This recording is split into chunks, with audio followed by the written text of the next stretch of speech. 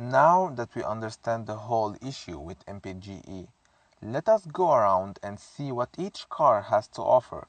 We'll start with full electric cars and make our way up to plug-ins and hybrids.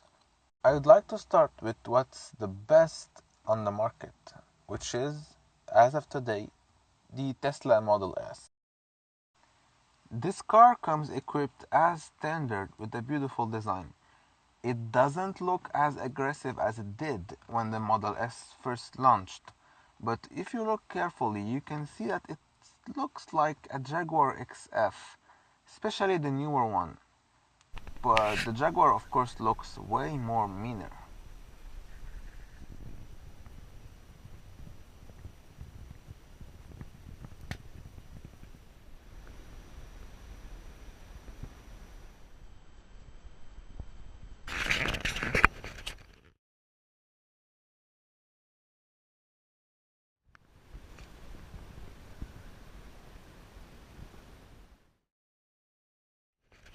As you may know, the Model S is actually a four-door hatchback that looks like a full sedan. And as you may suspect, this is an expensive car. So let's see what are your optional choices regarding the exterior looking of the car. Well, despite all the dark silver or white, there is only red you can choose if you really like bright colors, and it will cost you $2,000. Then you have an optional panoramic roof, which also costs $2,000. You have four wheels to choose from. The basic set are 19 inches wide, but you can also go for 21 inches wide. And the most expensive set is displayed over here and costs about $6,000.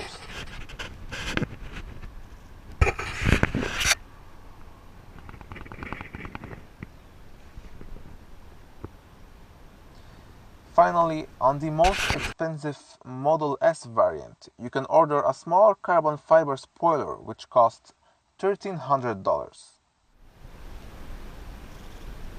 The carbon fiber spoiler is gone.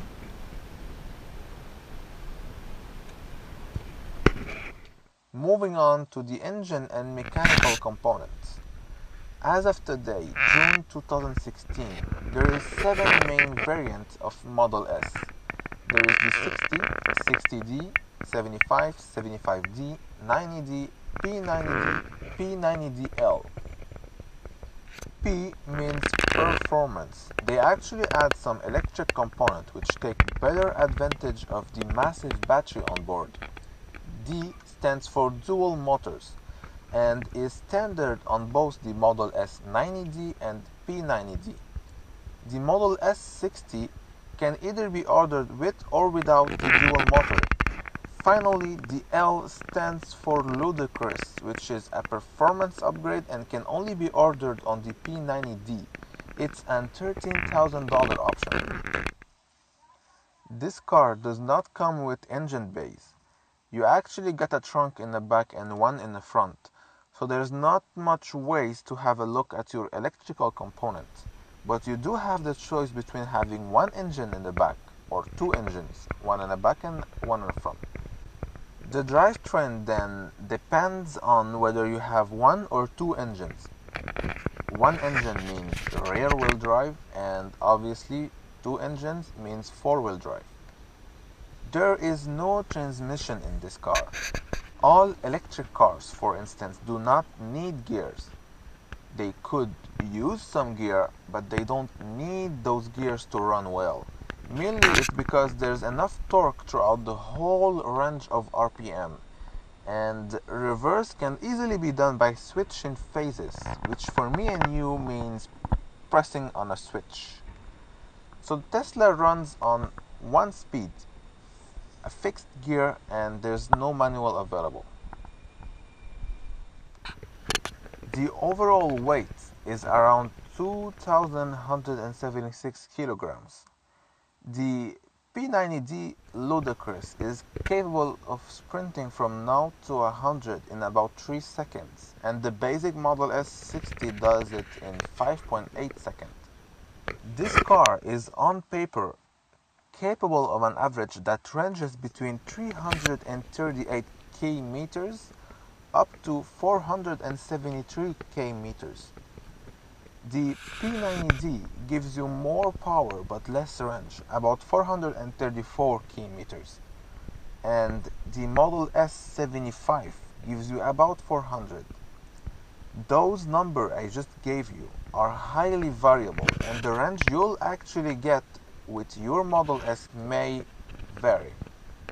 For instance, in the worst possible conditions, let's say in winter -10 with heating on and driving 120 km/h, the Model 60 will do 236 km, while the 90D will actually do 328.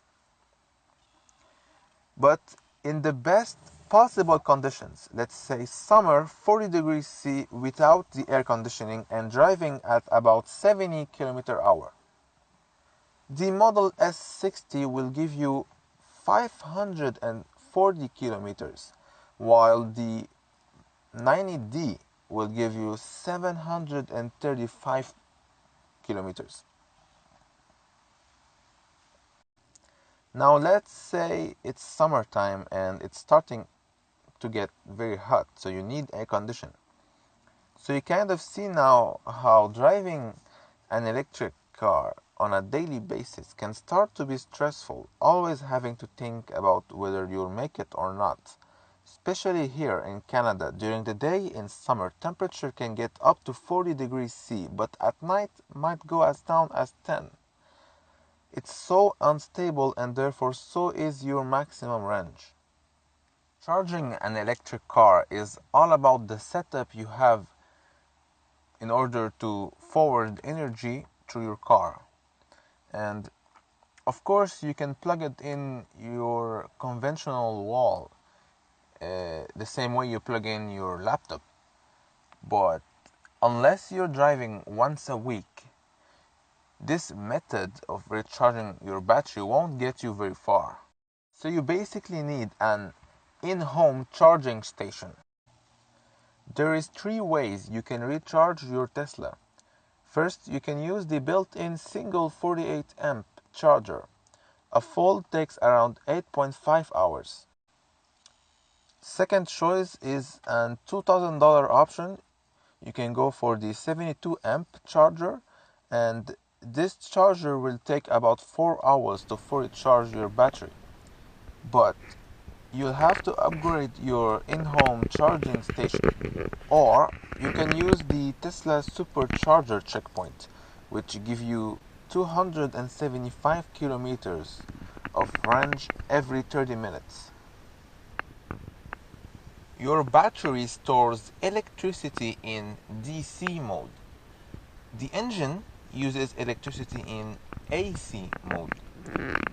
Your regular home channels AC through the walls, and an industrial factory channels DC, which is about 600 volts, at least here in Canada. So think about it. When you plug in your battery into a common regular home plug, the car has to convert this electricity into DC in order to store it in the battery. This is mainly why charging your car at a supercharger, which is DC, is way faster, since you're basically dealing with the same currency. You plug in DC, the battery stores it instantaneously without any efficiency loss. Finally, the inverter inverts DC into AC in order to feed the engine. Now let's move on to the interior features. Earlier we said that this car is a 4-door hatchback, but turns out you can also turn your Model S into a family van by upgrading to rear-facing seats in the trunk. This option costs about $4,000 and comes with an upgraded rear aluminum frame for safety. If you live in a country where cold weather is an issue, you can go for a $1,300 commodity option, which includes 5 heated seats and a heated steering wheel. Finally, there is the driver assist autopilot that include adaptive cruise, highway lane changing, self-parking, all for $3,300. Luckily, the feature that enables the car to read speed limits signs is standard, as well as GPS navigation and free access to superchargers, which may possibly not be the case with the Tesla Model 3. How does it drive on the road? Well, it's simple. I don't know, I haven't driven it. I don't think it matters though. You don't buy an electric car for the way it drives. Still, make sure you do try it before buying. You might like it, might not like it. All cars aren't made for everybody, even if it's a genuine cool car. MSRP is 72,000 Canadian dollar, a genuine good price. But this is the cheapest model without four-wheel drive, and the four-wheel drive option will actually cost you about $6,600. The Tesla Model 75 option, which upgrades the battery, will cost you $11,000, which easily brings the price to 90,000 Canadian dollar, and this is not cheap anymore. The warranty available is 8 years or unlimited miles, regarding the battery and drive unit only, which is pretty good. Nobody on the market offers that good warranty. Otherwise, you get your usual 4-year or 80,000 kilometers as a limited warranty for everything else. Personally, I wouldn't want to find myself trapped with an 8-year-old Tesla having to replace the battery pack, so the resale value might be harsh in a couple years to come.